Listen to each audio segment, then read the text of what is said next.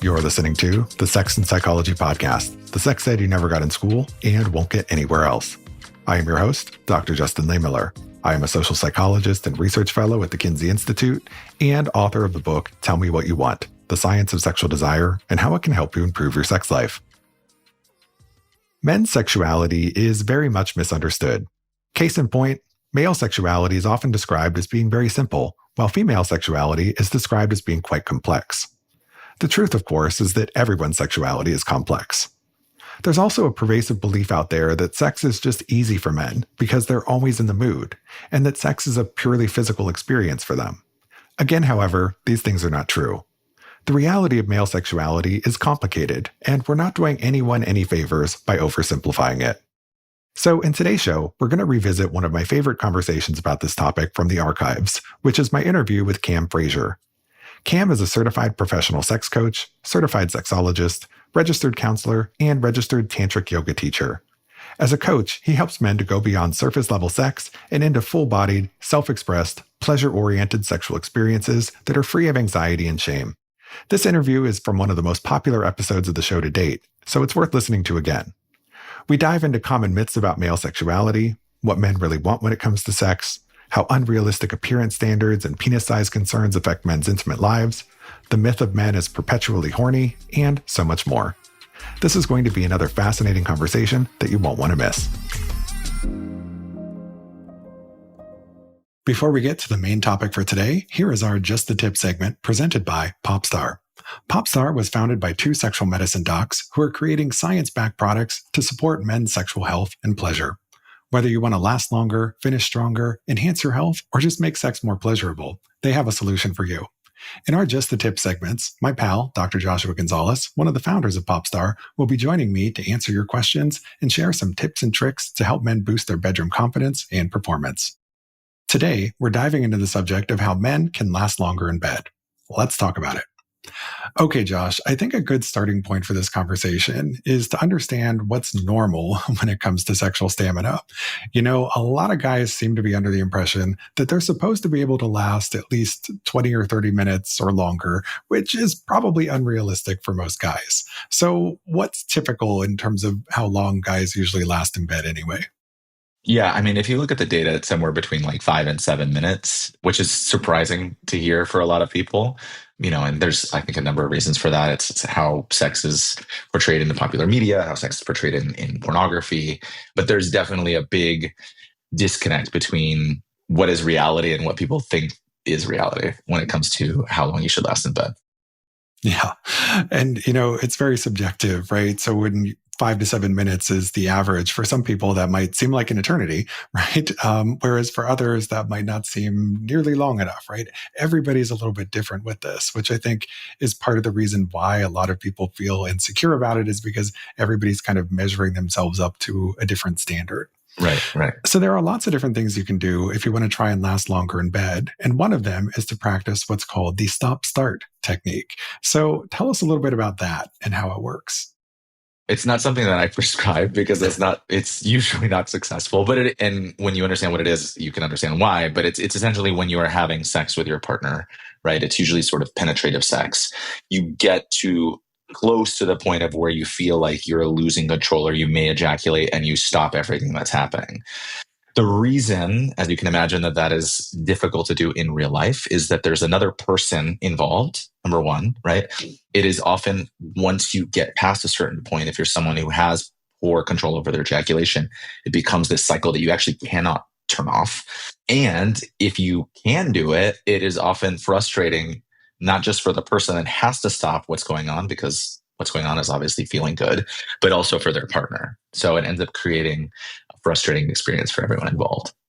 Yeah, I mean, it's one of those things where if you actually practiced it perfectly and you had the self-discipline and control and ability to actually stop before you reach that point of orgasm, you know, you can learn to develop ejaculatory control that way. But as you said, it's hard for a lot of people to actually do that in practice, which is why it doesn't work for everybody. Right, exactly. Now, another common solution to increasing sexual stamina is to use a delay spray. So what is a delay spray and how does that work? So there's a variety of delay sprays on the market. They typically involve a topical lidocaine in some variety of strength. And typically this topical is sprayed on or wiped on the penis prior to sexual activity. So it essentially is partially numbing the nerve endings on the skin of the penis to help men last longer. And you have a delay spray that you've developed, right? And so how is it similar or different from other products that are on the market? It's similar in the sense that we also use lidocaine. I would say the things that make our product stand out is that it's stronger than anything else on the market. So it's a 10% lidocaine spray. It's got an anti-transfer technology. So one of the issues with using a topical lidocaine, as you can imagine, is if you numb your penis, but then you stick it in somebody else, you run the risk of numbing your partner. And that's not going to feel great for them. And so our product does not transfer to partners. And therefore, you get the control that you want without having a negative impact on your partner. Yeah, numbing your partner probably isn't what they want for optimal sex. I know that they make condoms, some companies do, that have like a numbing agent on the inside. And people sometimes put those condoms on inside out. And, let's just say that tends not to work out well for either partner in that situation. Yeah. So what are some other things guys can do to help last longer in bed? For example, I've heard that like Kegel exercises, strengthening your pelvic floor can potentially help, or, just the act of wearing a condom, is sometimes something that can help as well. So what else can you try if you're having issues with wanting to last longer in bed? Yeah, so I think the way I think about it is that there's the behavioral things, right? We talked about start, stop. There are things that you can do to sort of train yourself when you're masturbating and then hopefully be able to translate that with a partner. I sometimes will recommend that patients use sex toys that involve penetration, right? These kind of masturbating sleeves, right? Yep. They can kind of teach themselves over time to get better control and hopefully be able to translate that to partnered sex. There are the topical anesthetic sprays that we mentioned. There are barrier methods, things like condoms. There are medications, right? So there are medicines that we use. There's no FDA approved medications for premature ejaculation or even delayed ejaculation for guys who have the opposite problem. But we do use medications off label to help with this issue. And then you mentioned there is pelvic floor physical therapy. Kegel exercises are one type of pelvic floor exercises. I have found that a lot of men with premature ejaculation actually have spastic muscles. And so sometimes Kegel exercises may not be what they need to do in and of itself. Like strengthening can be important, but sometimes they need to learn how to relax those muscles. Yep. Because they're contracting when they're not supposed to. I will often refer patients to a pelvic floor physical therapist so that they can do these exercises with the guidance of an expert. Yeah. So many options that are out there. And, what you said about using sex toys, I think is an important point, because one of the benefits of incorporating like a stroker or male masturbator toy into your solo self-pleasure routine is that you can start to mimic the sensations of partnered sex, right? And so in that way, you can sort of practice what edging or what that stop-start technique would be like with sensations that mirror what you're going to have with a partner, and where you might have more of that ability to have that self-control and discipline to stop before you actually have an orgasm. So yeah, lots of different things you can try here. So thank you so much for sharing your tips with us, Josh. That wraps up our Just the Tip segment presented by Popstar. A huge thank you to our friends over at Popstar for sponsoring this segment and helping us all to have better and more pleasurable sex. We have much more ahead on today's show, so stick around and we're going to jump in right after this short break. Join leading researchers and experts for insightful presentations and discussions on the evolving landscape of sex and aging at the Kinsey Institute 2025 Specialty Intensive and Symposium this fall. This event will take place on October 4th, 2025, with both online and in-person attendance options available. To learn more, visit kinseyinstitute.org. And to stay up to date on the latest events and educational opportunities, follow @Kinsey Institute on the socials. Okay, Cam, let's discuss some myths about male sexuality. As a starting point, I want to talk about how male and female sexuality are often portrayed in the media. I can't tell you how many times I've seen this side by side image of two boxes with one labeled male and the other labeled female. And on the male side, there's this single button, it's an on switch. And on the female side, there's a whole bunch of buttons and knobs and dials and lights. But the goal of these images is basically to convey that male sexuality is simple and that female sexuality is complex. And while that is often presented in a way that aims to be humorous, a lot of people seem to have internalized this message and they just think that men are simple creatures when it comes to sex. But that's not true. So tell us why this idea is wrong. Yeah, I am familiar with the meme that you're talking about, and it's a pet peeve of mine when I see that because I work with men every day, and sex for them or sexuality for them is not simple and not straightforward, and there is nuance and complication to it. And I think it does a disservice to men and the people that love men is it flattens them, right? Like it doesn't acknowledge their human experience. It doesn't acknowledge the depth of their emotions and their psychology. And I think, like you said, a lot of people buy into that. And so there's a lot of men who I know who are going around trying to perpetuate that idea by divorcing their emotions from their sexual experiences, right? They're like really buying into this idea of it's just physical, there's no emotional connection, like sex doesn't mean anything, right? It's just this, just get it up, get it off and get out essentially. And when I speak to them and we go kind of scratching underneath the surface, that's never the case. They're always telling me like there is like an emotional connection and there is like this desire for intimacy and there is something in terms of a deeper meaning, but they feel wrong for feeling that. They feel like that's not what they should be feeling because, again, they've bought into this script that male sexuality is just you press a button, you get turned on, you come, and then that's it. And so I think it's, like I said before, doing disservice to a lot of men because they feel shame for maybe experiencing a lot more emotions in their sexual encounters than what they feel like they should, what their perceptions of masculinity allow them to. And I think similarly, the people that have sex with men or people that love men as well, then can start to feel like there's miscommunication happening or like there's these expectations that aren't being met because they have the same education and expectation and perceptions around male sexuality as the men themselves. So I think, that does a big disservice. And, if we look at the research, I suppose, like there's plenty of research out there which shows that like regardless of gender, emotions are experienced at the same rate. There's like some evidence to suggest like a gendered experience where there's certain emotions that women in these studies experience more intensely and there's certain emotions that men experience more intensely. I think part of that is social conditioning as well, because one of the experiences that men supposedly experience more intensely is anger. And I think that's partly because anger is more socially acceptable for men in the society that we live in. I know I felt that personally. Like I felt like anger is a go-to emotion that's okay for me to express as a man. And so that's possibly why I felt that more intensely in my body. But the more emotionally aware I've become, the more intense and tuned into the whole spectrum of emotions I've become. And so that's why I think it's probably socially conditioned.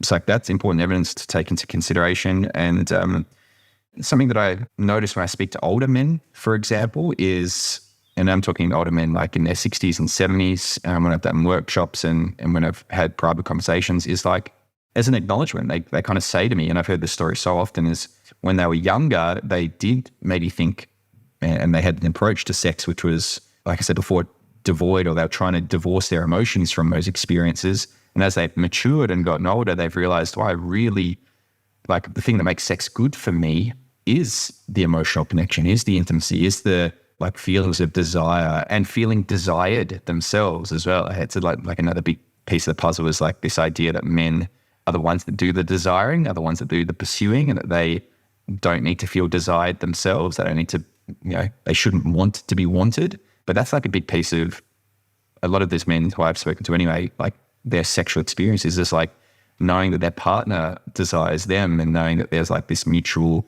connection and intimacy with one another. So that's very anecdotal, I'll give you that. But like it's something that I hear over and over again. It's like these guys having this reckoning of like, whoa, there is so much emotion and intimacy tied to sex. And I've not been allowing myself to feel that. And now it's like becoming an issue.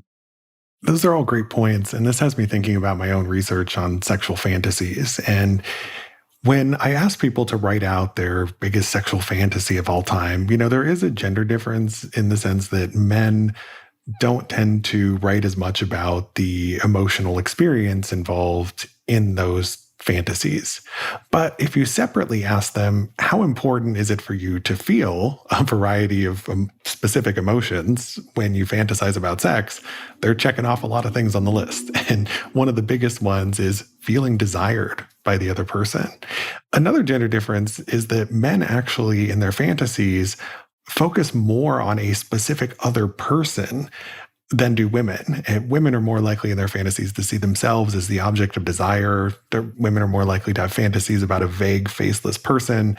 Men are much more likely to have a very specific person in mind and to have this strong want to feel desired by that other person.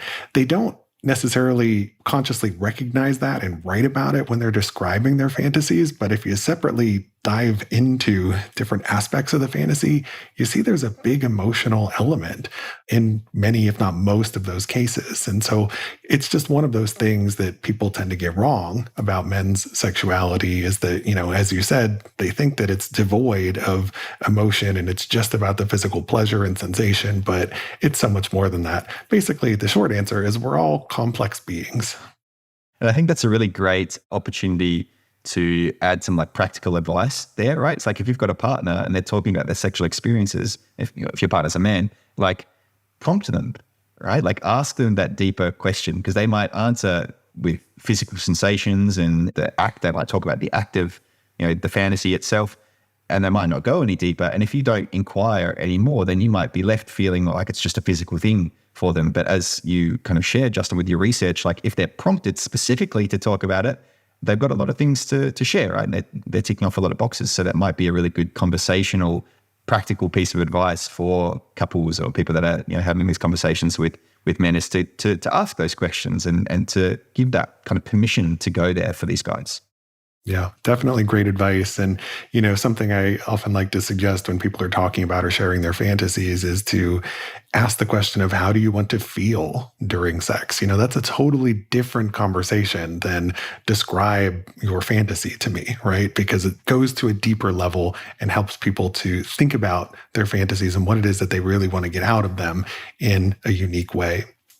So, something else that I think is a big myth about male sexuality is the idea that only women feel pressure to subscribe to hyper beauty standards and ideals. And people tend to think that men are somehow immune to this, but that's not the case. A lot of men feel a lot of pressure to look a certain way. Some men have very serious body image issues, and those issues can spill over into the bedroom. So, for example, in some of the research I've seen, the more anxious men are about their overall physical appearance, and I'm not talking at all about penis size here, the more likely they are to report sexual problems. So tell us a little bit about this. How do beauty standards affect men, and what are the implications of this for sex, dating, and relationships? Yeah, thank you for expanding outwards from just penis size anxiety, because that's very often where that conversation gets stuck. And it's important, but I think it's also really relevant to talk about beauty standards and physique and body type in general. I speak to a lot of guys who feel, and I'll disclose here, I have felt this as well, that I am not muscular enough, or I don't look strong enough, or I don't have washboard, six-pack abs. And I speak to a lot of guys who feel very similarly. They're self-conscious about taking their shirt off at the beach, or when it comes to a sexual scenario, they're worried that they're not quote unquote masculine enough for that partner. Again, because physique and muscularity is conflated with masculinity. And so there's this fear of my partner's not going to find me attractive enough. And this is perpetuated by all these social media, dating gurus who will go and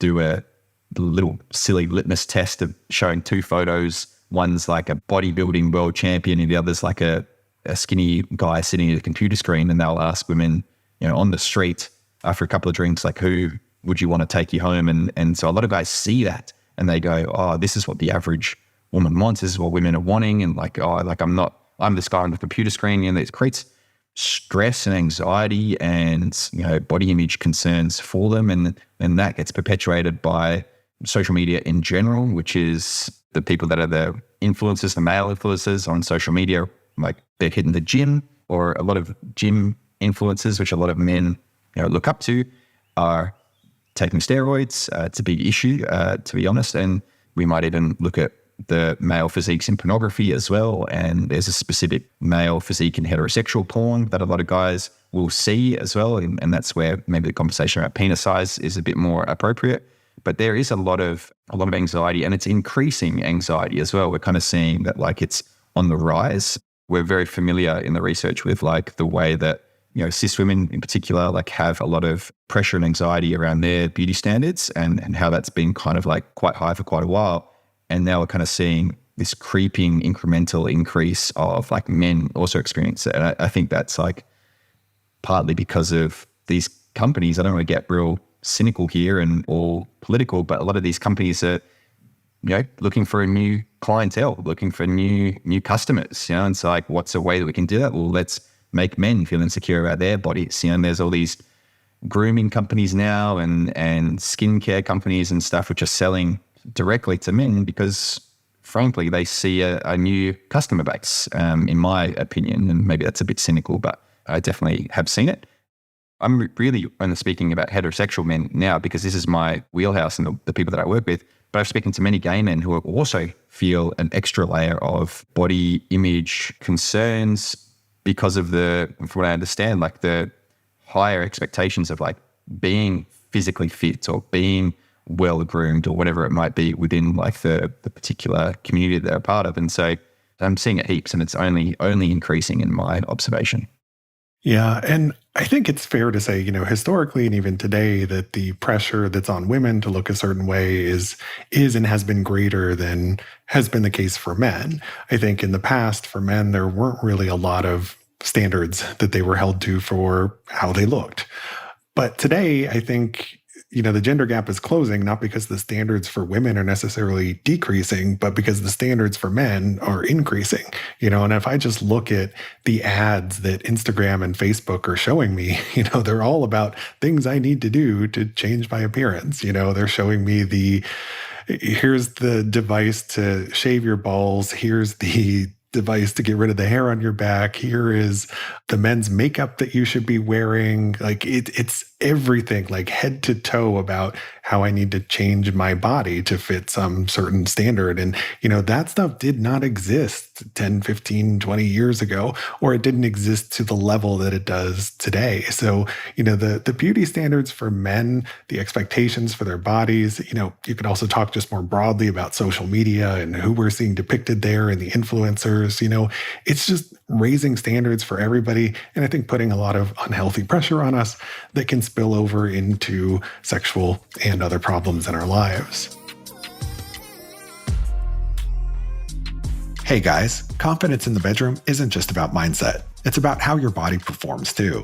And if you've ever felt like your orgasms could be, more, you're not alone. And that's where Popstar comes in. Popstar's Volume Plus Taste Enhancer is a doctor-formulated supplement designed to naturally boost semen volume, support reproductive health, and enhance overall sexual performance. Let's be real, for many guys, bigger is better. Greater semen volume can actually mean better sensation, a more powerful climax, and a big boost in confidence. And Popstar makes it easy. With a science-backed blend of ingredients like zinc, bromelain, and L-arginine, Popstar works with your body to naturally increase semen volume and even improve taste. All you need is just 4 capsules a day. Most guys see results within 3 weeks, and the longer you take it, the bigger the benefits. So if you're ready for more volume, stronger climaxes, and next-level confidence, check out Popstar Volume Plus Taste. Save 20% off your first order by using my name, Justin, as the discount code. Check the show notes for the link or visit popstarlabs.com/Justin.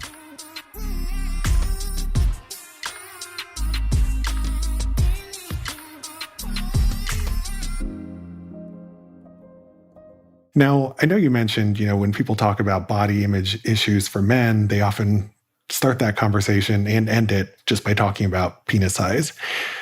So I wanted to talk about the general overall body first before we dove into the issue of penis size, because I do know that that is a significant concern for a lot of men. There's this idea that bigger is better that's reinforced by porn.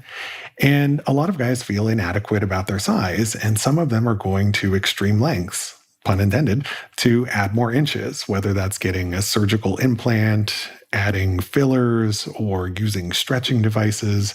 So, Cam, please tell us, does size really matter? And what's your advice to guys who are anxious because they think their penis is too small?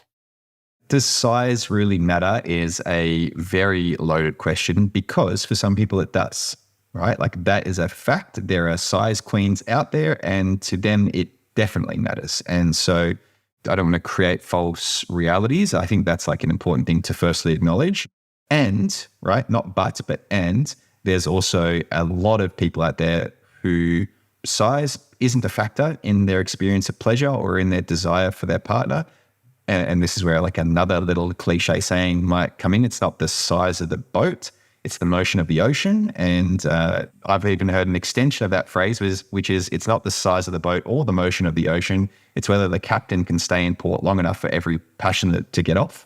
And so I think that's like a beautiful way of like thinking about sexual experiences is like, if the goal is, to experience pleasure, like that might not include a penis, right? And so then it doesn't really matter about what the size of the penis is. And if it is about size, there's toys, there's things that you can incorporate to fulfill that particular desire that a partner might have for girth or length or depth of penetration or whatever it might be. So I know that's a tender issue for guys that maybe feel like they're on the smaller side, but it's a fact of life. It's a reality. Your body is not going to be the body that every single person in the world wants to have sex with. That's fine. It's okay. So beyond that, then, like guys that do feel like they're on the smaller side and maybe they've looked up, and I know I have done this. I know most men that I've spoken to have looked up the averages of penis sizes. It's like almost like a little rite of passage for guys, and they're like, understanding their bodies, they'll go and look at the sizes. And so for guys that maybe do feel like they're below the average or they feel like they're on the smaller side, some things to look at then are certain positions, right? So I've spoken to colleagues on my podcast who talk about the positions that feel stimulating or that allow for more depth because of the way that the bodies are positioned in that sexual encounter, that allow for like a small penis to penetrate maybe if we're looking at like the anatomy of the vagina, like pressing up into the G spot or the G zone or the back of the clitoris. And so there's ways of maneuvering bodies, let's say, to allow for the penetration that you and your partner might be looking for. And so that's like just a real practical conversation to have.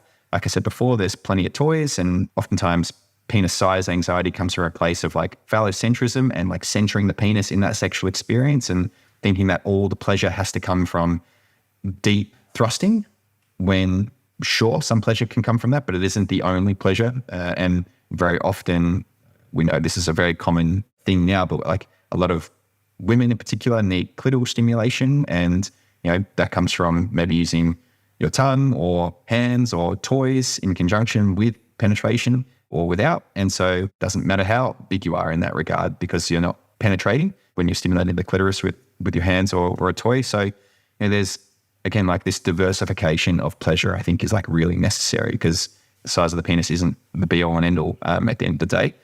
I think like one of the things that I talk about in that space as well is I do this workshop with men, and I'll get a bunch of Play-Doh out or plasticine, depending on where you are in the world. And the activity that I'll give to men is I'll put the Play-Doh on the ground and I'll say, like, I want you to create, using this Play-Doh, a normal penis.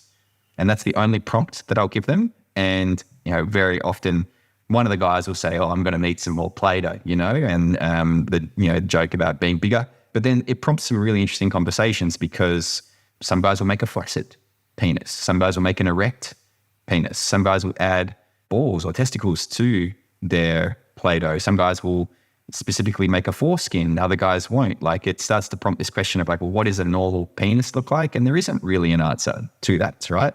And when we talk about in the context of like erections and flaccidness, or if we're thinking of the percentage of time that a penis spends erect versus spends flaccid, is a normal penis a flaccid penis, right? Not an erect penis, but there's like zero representation of flaccid penises in pornography or mainstream media. And so there's this, what I call the fear of flaccidness, the fear of the flaccid penis, for a lot of people that don't know what to do with a flaccid penis when they're presented with one. So it's a really beautiful way of like destigmatizing like penis shapes and sizes. And there's some really great resources online that just have like a bunch of photos of cocks of all different shapes and sizes. And again, like a lot of guys don't see penises out in the wild. So they don't have an accurate representation of like the variety of shapes and sizes out there, and they think that something's wrong with them. And to speak to the data, like I think I might misquote this, but I think it's accurate enough, is like 80% of guys are unhappy with the size of their penis.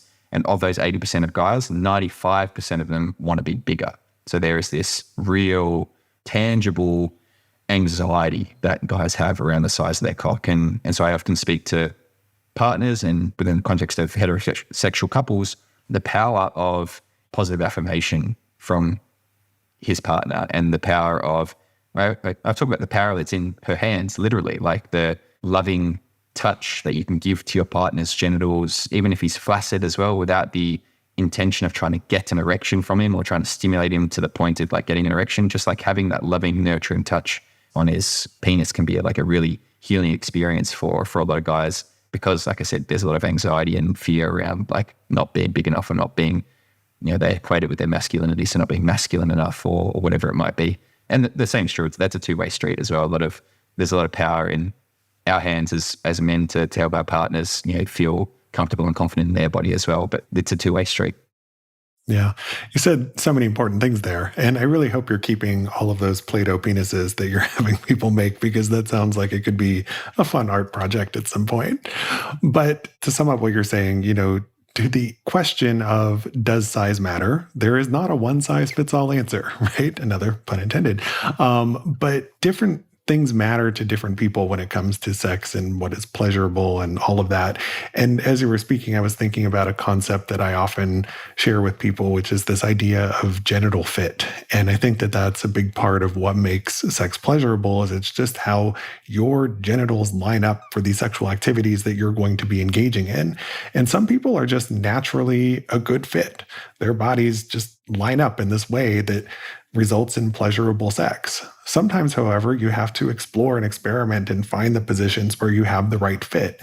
And sometimes it doesn't really matter how many positions you try, you just might not have that ideal fit that results in optimal pleasure for everyone. And that's where you can explore things like toys or something else. But it's also where, some people just might not be sexually compatible because their bodies just don't line up in a way that results in optimal pleasure. So I think what you said about recognizing that you're not going to be a sexual match for everybody is an important thing to keep in mind. Like, that's okay. You're not everybody's type, but you are somebody's type. And once you come to recognize and realize that, I think that becomes very reassuring. I know it's scary. Nobody likes rejection, but you're just not everybody's type, but you're somebody else's type.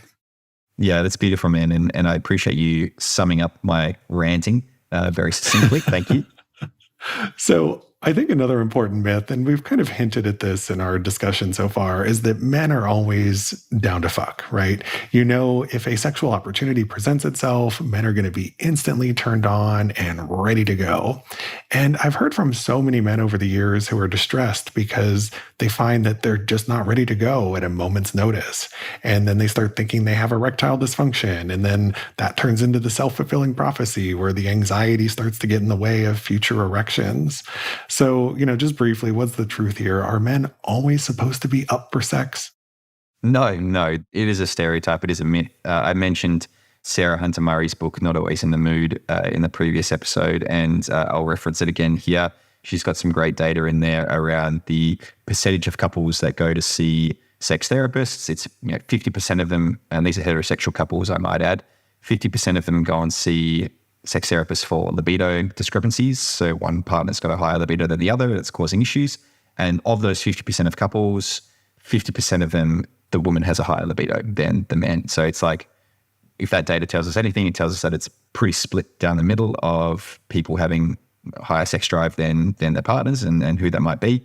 Oftentimes, libido gets conflated with testosterone. I'll hear a lot of testosterone zealots kind of say that if you want more libido, if you want to desire sex more, like just take testosterone. And while there is a correlational effect of testosterone on libido, like that's not to be thrown under the rug, there's so many other things that impact sex drive. And even just like hormonally, let's say like cortisol and dopamine and a whole bunch of other things that go into it. And also, if we're conflating testosterone with sex drive, which we shouldn't, but a lot of people do, we got to acknowledge that testosterone fluctuates as well. It's high in the morning, it's low in the evening. There's also a seasonal pattern that can be observed where it's high in the winter and low in the summer. There's also rhythms with it that happen over 20 and 30-day kind of cycles. There's also a steady decline with age as well. So like there's fluctuations in testosterone, and if you're conflating testosterone with sex drive, there by proxy has to be fluctuations in sex drive as well. So men aren't always high, unyielding, and unwavering in their desire for sex. So yeah, it's a myth, and I think it's doesn't do a service at all to men and the people that have sex with men. Yeah, well put. Now, I have one more question for you. I know we're running short on time, but as a sex and relationship coach, what do you think men need to know in terms of becoming better sexual partners? Do you have any top tips or takeaways you'd like people to know? I certainly do. One of my top tips is to stoke your curiosity. I think curiosity should be the cornerstone of our sex life and our sexual relationships. And so in a practical sense, what that means is starting to ask questions of your partner. What are they into? What turns them on? What are their boundaries? What do they not want to do? And there's plenty of little activities and games that you can bring to your relationship, whether that's a long-term relationship or even a casual one, that can help facilitate those conversations. You can Google the yes, no, maybe so activity. That's a great little practical resource. There's some card games that you can do. There's little things that just take that burden of initiation away and help you bring some playfulness and some curiosity into those conversations. And I think that's a really good place to start, is learning how to hold that space, to have that conversation and to be curious and to ask questions that will serve you well.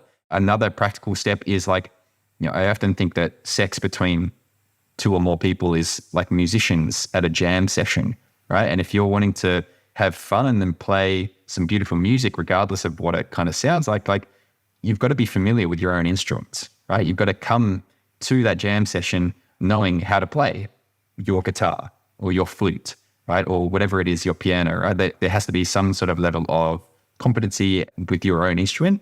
So that's where self-pleasure is really important. Learning about your own body is really important. Learning how to notice the different levels of arousal in your body, the different pathways of pleasure that you have. I spoke previously about reconditioning yourself. If you've been doing something the same way for the last 15, 20 years, when you masturbate, there's probably a really strong pattern there in your body. And that's not a bad thing. Your body knows how to do something really well, but give it more things to do, right? Diversify and add variety into your self-pleasuring practice. They say the variety is the spice of life. It's also the spice of your sex life, right? And that doesn't mean a variety of different people necessarily, but it means a variety of different ways of experiencing pleasure.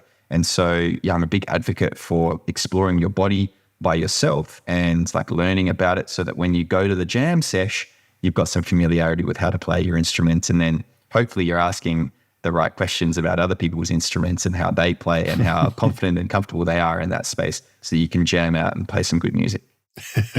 Can you give me a music lesson, please? But make it sexy. I like the way that you put all of that. Thank you so much for this amazing conversation, Cam. It was a pleasure to have you here. Can you please tell my listeners where they can go to learn more about you and your work and maybe take one of your workshops?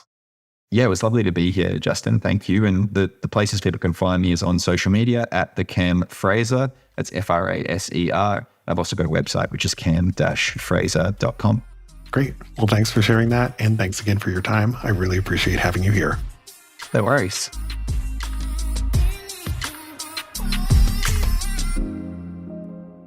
Thank you for listening. To keep up with new episodes of this podcast, visit my website, Sex and Psychology, at sexandpsychology.com, or subscribe on your favorite platform, where I hope you'll take a moment to rate and review the show. If you listen on Apple Podcasts, please consider becoming a Sex and Psychology premium subscriber to enjoy ad-free listening for just $3.99 a month. You can also follow me on social media for daily sex research updates. I'm on Blue Sky and X at Justin Lehmiller and Instagram at Justin J. Lehmiller. Also, be sure to check out my book, Tell Me What You Want. Thanks again for listening. Until next time.